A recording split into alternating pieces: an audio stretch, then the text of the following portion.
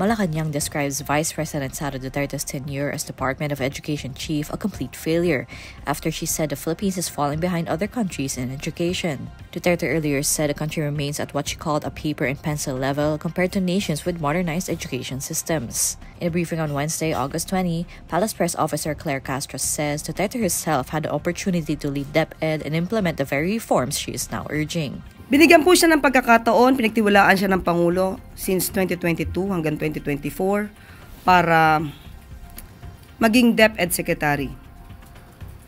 2 taon halos na siya ay dapat nagtrabaho. Kung ano man ang kanyang nireklamo, dapat natupad na po sana niya ito sa kanyang panahon.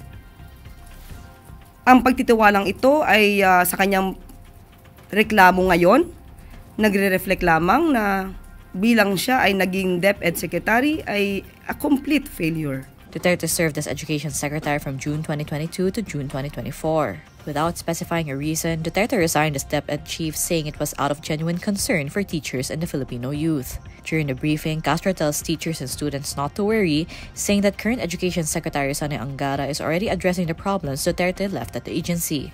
At huwag pong mag-alala mga mag-aaral at mga guro at mga teaching staff.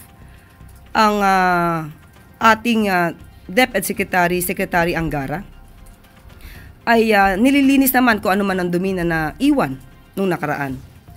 At komodernizasyon lamang ang pinag-uusapan natin, yung 1,500,000